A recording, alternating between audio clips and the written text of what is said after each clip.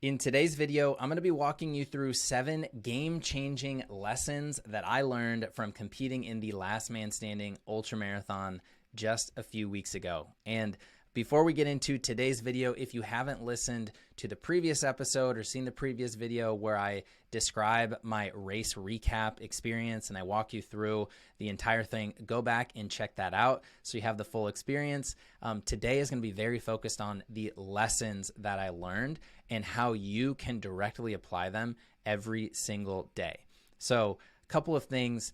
If you're not familiar with this race format, it is a backyard ultra, which means it was a 4.2 mile loop with around 350 feet of elevation gain, and each runner had 1 hour to complete that loop.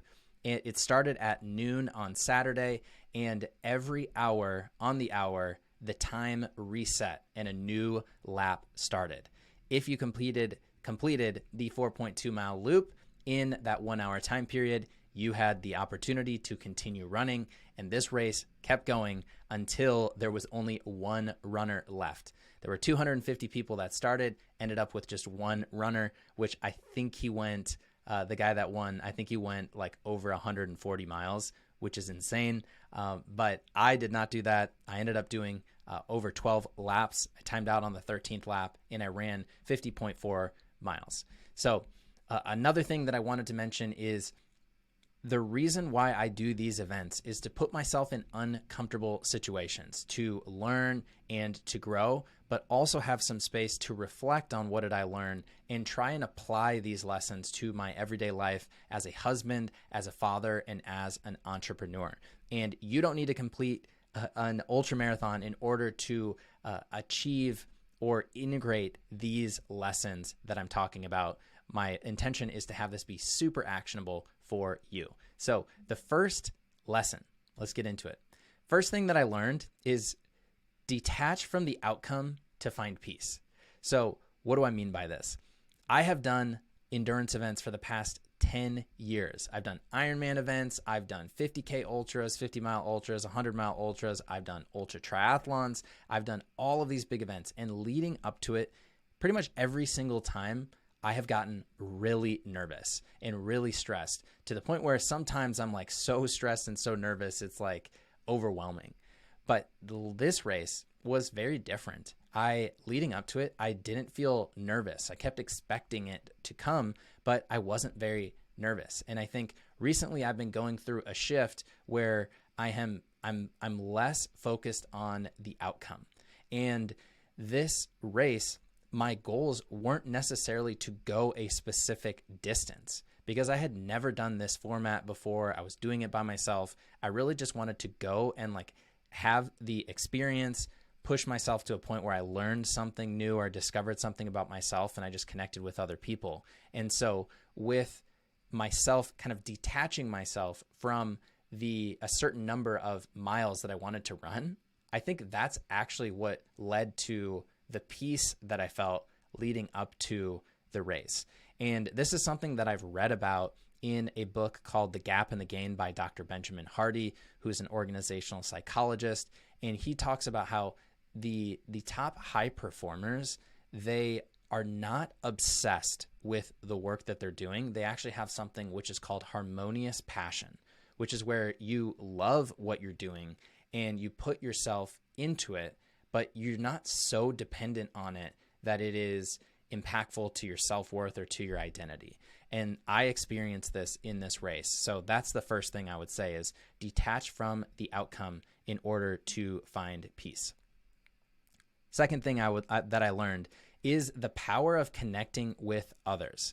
So one of my goals in this race was just to build meaningful relationships because I don't really meet a lot of people that love to do these types of events for fun. And I knew that the types of people that would be doing this Last Man Standing Ultra are the types of people that love experiences. They love to learn. They love to grow. And that's what I want to surround myself with. So the first couple of laps, I was super focused on just chatting it up with the people around me. Everybody was kind of high energy at that point, feeling good. And the interesting thing is the more that I connected with others, the less I focused on myself, which I think is obvious, but the more I actually learned about the race And some of the best things that I learned from the race came from the people that I was running with, because the people that I was running with, I didn't realize this, but many of them had done the race the previous year or had done it a couple of times. And I was able to ask them questions about how to approach this race, how to think about it, what the correct strategy should be as I'm on the course and as I'm doing it. So this to me is really just the power of connecting with other people. If I would have gone into this with this very focused intention of just like blocking out the noise and staying focused on myself, I think I would have lost a lot of the valuable lessons that I learned just from connecting with the people around me. So that was the second one.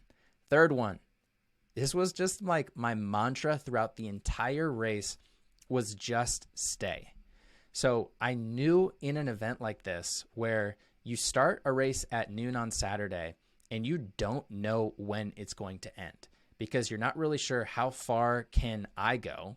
I wasn't really sure what I was capable of on that particular weekend, but I also wasn't really sure what the people around me were capable of.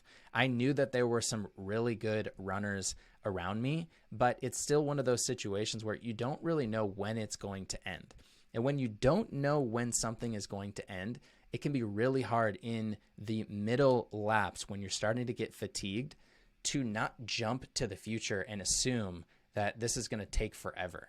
Or when I was in a low, I remember in some of the middle laps, I started thinking like, how am I going to be able to maintain this for another lap or another lap after that, or another 2 hours or 3 hours or 4 hours? And every single time I started jumping to the future, I had to remind myself to just stay.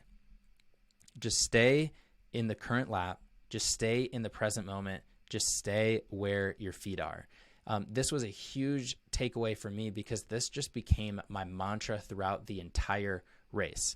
And every single time I was jumping into the future in kind of a negative headspace, I ended up just being brought back to the present moment, either by my own thoughts or by tripping and falling on my face completely, which happened twice during the race. So for me, the big takeaway is to just stay where you're at if you're in a long-term endeavor, long-term pursuit, like many of us are. Another lesson is, I'm calling this one, follow the ed. So what do you do when you're in a situation that you've never done it before and you don't know exactly what the correct strategy is or what it should be? That is kind of the situation that I found myself in. I've never done a backyard ultra before. I've never done this course before. I don't really know how to strategically time my laps. I didn't really know exactly what to do with nutrition and some of those things. But there was one guy, and his name was Ed, and he has won this race, I think, more than 3 or 4 different times. And he had done 120 miles. He'd done 130 miles. I think he had done 140 in previous years.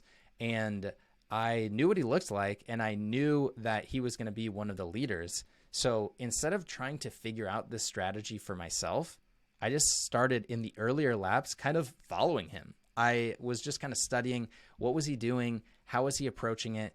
And the interesting thing is he was one of the last people to complete the loop very early in the race. So clearly he knows what he's doing, and he's taking it super easy in the earlier laps because he knows how long this race can really be. And so when you're in a situation where you don't exactly know what the strategy is and you don't know how to approach it, follow the ed, find the person who's already figured it out and just copy or mimic their strategy.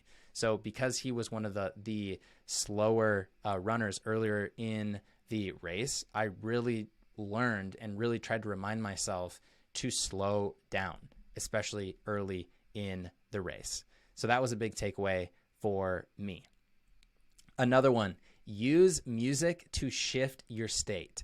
So I told this story in my race recap experience, but I reached a point around lap 9 or 10. I was about 30 or 40 miles into it. It was dark. I was by myself, and I was in one of those lows. And that was the first time where I really started thinking about quitting. And I'm just like, you know what? I'm out here by myself.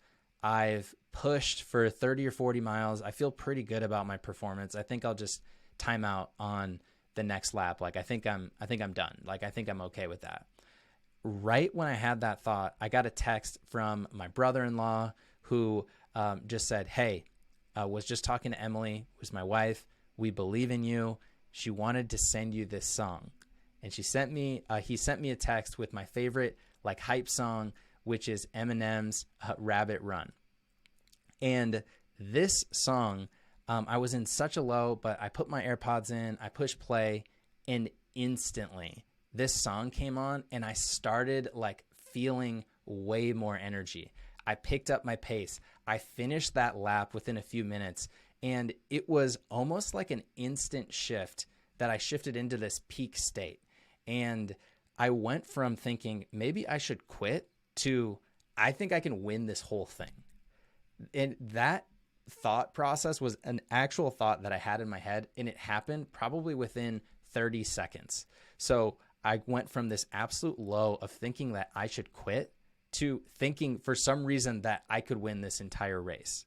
And it's all because I shifted into this peak state from this one pump up song. So I know we've all like, everybody's got a different song, but I'm sure that you have a song that when you listen to this song, you feel pumped, you feel inspired, you feel motivated. So use that song to shift into your peak state. Big takeaway.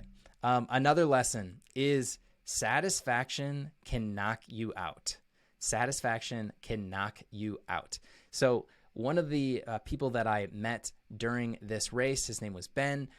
He and I kind of hit it off with just being dads, being hard workers, being ultra people.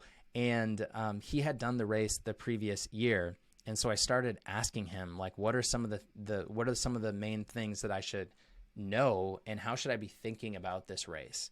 And one of the things that I really remember that he told me is the thing that knocks most people out of this race is just getting satisfied.